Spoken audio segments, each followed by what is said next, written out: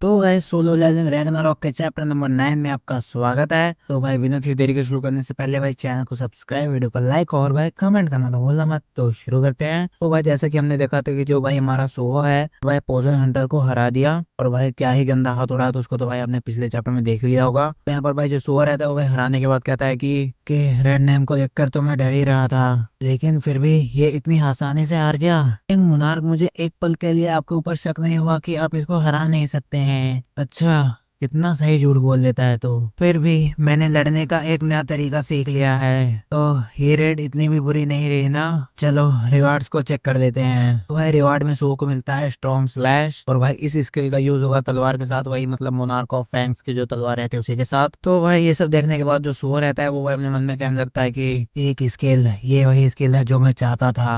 वैसे मुझे इस स्किल का यूज करना अच्छी तरीके से आता है, चलो फिर करके देख ही देता हूँ। भाई जो सो रहता है वो भाई इस स्किल का यूज करने वाला होता है। भाई सो ट्राई करने के लिए जा रहा था, तभी ये भाई जो तलवार रहती है वो भाई मन में कहने लगती है कि ये कितना शर्मनाक है। यह सोचकर ही मुझे डर लगता है कि मैं शैडो मोनार्क के ब्लड लाइन से सामना कर रहा था, लेकिन खेल अभी खत्म नहीं हुआ है। मनुष्य का अथाह लालच, बहुत बढ़िया। जैसे ही तुम मुझको पकड़ोगे वैसे ही तुम अपने लालच के दलदल में डूबते चले जाओगे। तो भाई इस तलवार को सो हमारा उठाता है, लेकिन उसे भाई घंटा नहीं फर्क पड़ता इससे। भाई ये देखकर जो तलवार रहती है वो भाई हैरान हो जाती है। भाई हमारे सो को ऑब्टेन हो जाता है आकाश फैंग। तो भाई जो सो रहता है वो भाई कहता है कि ये गोबलिन्स के वेपन से बहुत ज्यादा अच्छा दिख रहा है। और भाई ये सब देख के जो भाई तलवार रहती है वो भाई मन में कहती है कि क्या कोई मनुष्य ऐसा भी है जिसके ऊपर मैं हावी नहीं हो सकती, जिसको मोनार्क ऑफ फैंग्स की पावर्स विरासत में मिली हो। तो भाई जो सो रहता है भाई सोच रहा होता है कि चलो भाई इसका ट्राई करते हैं क्या क्या कर सकती है तलवार। भाई उसके बाद तो आपको पता है कि सो क्या इसके साथ करेगा। तो भाई जो सो रहता है वो भाई स्टोन स्लैश का यूज करके भाई कई सारे पत्थरों को काट के रख देता है। ये बड़े दुख की बात है कि मैं एक बार इसका यूज करता हूँ तो मेरी माना से भी खर्च हो जाती है, लेकिन फिर भी ये स्किल मुझे बहुत ज्यादा ही पसंद आई। और उसके बाद भाई जो बेरू रहता है वो भाई हमारे सो को बताने लगता है कि भाई शैडोज का एक अटैक इसके 100 गुने के बराबर होता है। और तभी भाई हमारे जो सो का टीचर है तो भाई उठ जाता है और भाई सो को लगता है कि भाई इसने सब देख तो नहीं लिया। वह यहाँ पर जो सो का टीचर है तो कहता है कि सुहो, आखिर में यहाँ पर क्या हुआ। यह बहुत लंबी कहानी है, मैं आपको चलते हुए सुनाऊंगा। और भाई सो ने जिस हंटर का हाथ उड़ा दिया होता है उसको बचाने के लिए को देखकर जो भाई टीचर है तो भाई डर ही जाता है। तो फिर ये सब भाई गेट से वापस आते हैं। यहाँ पर भाई जो सो रहता है वो भाई फिर गेट के अंदर जाने लगता है और भाई कहता है कि मैं जाकर देखता हूँ कि डंजन के अंदर और कोई तो जिंदा नहीं बचा है। तो यहाँ पर सो को देख कर जो टीचर है तो भाई मन में कहने लगता है कि ई रैंक और एक ऐसा आदमी जिसके पास समथिंग स्किल हो, इससे वह माइनर लीग में एक मामूली इंसान बन जाता है। लेकिन सो इतना ताकतवर कैसे है? वेल, अभी इस बात से कोई फर्क नहीं पड़ता है। बात ये जरूरी है कि सुहो ने सभी को बचा लिया।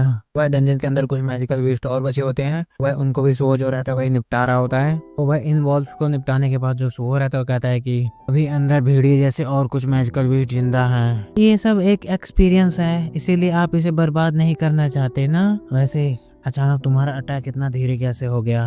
ये बात भाई सोहो ने तलवार को कही होती है और भाई तलवार जो रहता है भाई हैरान होता है कि मतलब ये कैसे हो गया, क्या मैं लिटरली शैडो मोनार्क के साथ मतलब फाइट करने वाला हूँ मिलके। और भाई जो बेरू रहता है वो भाई कहने लगता है कि अपनी एबिलिटी का इस्तेमाल करना किसी कमजोर के ऊपर ये कितना शर्मनाक है। वह जो तलवार रहती है वो भाई कहती है कि शर्मनाक शर्मनाक क्या बात है, आखिर में कौन ही बेवकूफ अपने से ज्यादा ताकतवर से फाइट करेगा।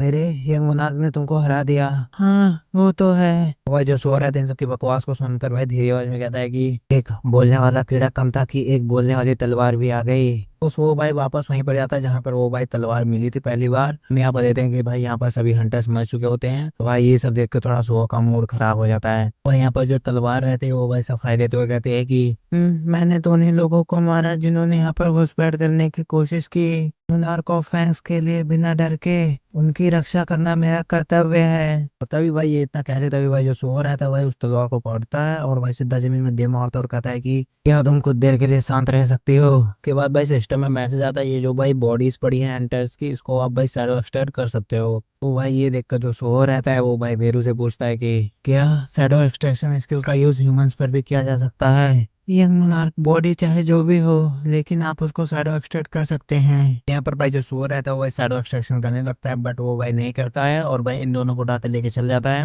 भाई बेरू पूछने लगता है कि आपने भाई शैडो एक्सट्रैक्शन क्यों नहीं किया? नहीं, मर जाने के बाद भी उन्हें लड़ने के लिए फोर्स करना ये तो एक पनिशमेंट हुई। और भाई ये दोनों सुनकर तो मतलब क्या ही बताएं इन दोनों को। बेरो, ये मोनार्क का पवित्र स्थान है ना। पापा भी तो उन्हीं में से एक हैं, लेकिन उन्होंने भी तो सभी सम्राटों को मारा होगा। वह असल में कौन लोग थे? इसका संबंध इतारिम से भी है। यहाँ पर भाई जो बेरू रहता है वो बताता है कि हाँ, आप ऐसा समझ सकते हैं कि भाई प्रेजेंट टाइम में जो उनका दुश्मन है वो भाई इतारिम है। तो जो भाई मोनार्क्स थे वो उनके पहले दुश्मन थे। पर भाई बेरू कहता है कि हमारे मतलब किंग मतलब जिन्हों को मिलाकर नो मोनार्क्स थे के महान पिता संग जिन्हों मौत के सौदागर था शैडो मोनार्क। और उसके बाद मतलब ऐसे इंट्रोड्यूस करा देता है जितने भी मोनार्क होते हैं। मोनार्क ऑफ फ्रैंक्स, भाई वो जो कीड़ों की रानी रहती है हमारी, मोनार्क ऑफ प्लेगियो। और भाई उसके बाद भाई मोनार्क ऑफ आयरन बॉडी। उसके बाद भाई डीमंस का किंग, वही मोनार्क ऑफ डीमंस। उसके बाद भाई जायंट्स का किंग। और भाई स्नोफॉल का किंग मतलब फ्रॉस्ट मोनार्क। अरे भाई युगमंट मोनार्क ऑफ ट्रांसफिगरेशन। और भाई लास्ट में ड्रैगन मोनार्क। इन 9 मोनार्कों के पास अकाल्पनीय शक्ति है। और जब इन 8 मोनार्कों ने पृथ्वी पर हमला किया तो ये सब इनके हाथों मारे गए। क्या सच में ये पापा ने कर दिया था? हाँ, शैडो मोनार्क वही दुश्मन है जिन्होंने मेरे मोनार्क ऑफ फैंस की हत्या की है। काश मेरे पास अनंत शक्ति होती तो मैं शैडो मोनार्क के ब्लड लाइन को टुकड़ों टुकड़ों में काट देती और तुम्हें भीड़ों के सामने फेंक देती। ऐसा नहीं है कि मैं तुम्हारी भावनाओं को समझता नहीं हूँ। मेरे पापा ने पृथ्वी को बचाने के लिए अन्य सभी मोनार्कों से फाइट लड़ी थी और तुम भी इस जगह को अटैकर्स से बचाना चाहते थे। पर दोनों चीज के बारे में सोचे तो एक चीज बहुत ज्यादा इम्पोर्टेंट है, वो है किसी को बचाना। फिर भी लेकिन एक बात ऐसी है जो मुझे बहुत परेशान करती है और वह यही नेशन है कि आपको मुझसे लड़ना होगा क्योंकि मैं शैडो मोनार्क का वंशज हूँ। अगर इस जगह को बचाना तुम्हारा मिशन है तो फिर क्या मेरे पिता की तरह शत्रुता पूर्वक तुम्हारे साथ लड़ाई करना तब ये बेवकूफी भरा काम नहीं होगा।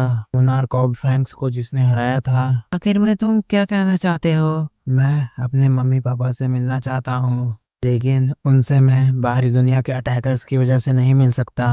अगर इतारी में अपना अटैक शुरू कर दे तो ये जगह भी नहीं बच पाएगी, है ना? अगर तुम मेरी मदद करोगी तो मैं भी इस जगह को बचाने में तुम्हारी मदद करूंगा।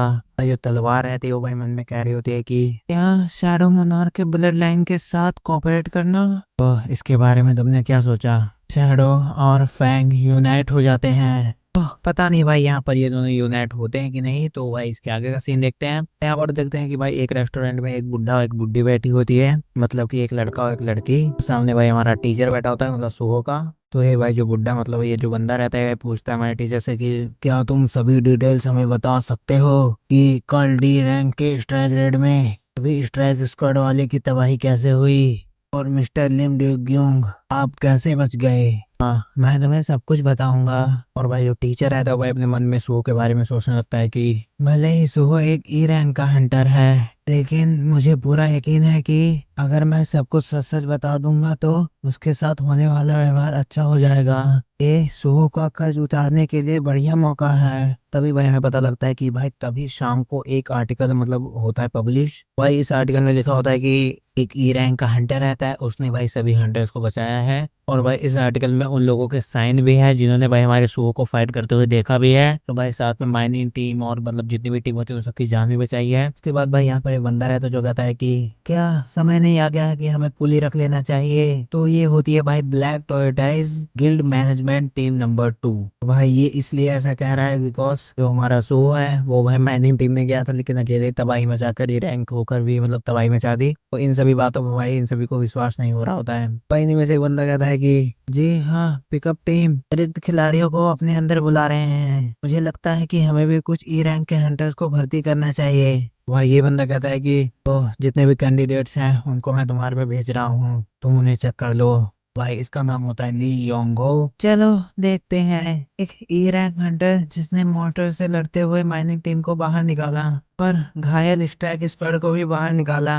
भाई सच में ई रैंक देख के भाई घबरा जाता है बंदा। भाई ये देखकर जो ली योंगो रहता है वो भाई कहता है कि अगर हमारे जैसी बड़ी गिल्ड उसको अपने साथ ले लेती है तो क्या ये खबर तबाहीदार नहीं होगी? ई रैंक से उठा है एक हीरो, उससे तुरंत कांटेक्ट करता हूँ। और भाई ये होता है हमारा सुहो। तो भाई यहीं पर ये चैप्टर होता है खत्म। तो भाई ज्यादा से ज्यादा चैनल को सब्सक्राइब, वीडियो को लाइक और भाई कमेंट करना तो भूलना मत। और भाई वीडियो को पूरी देखा करो। तो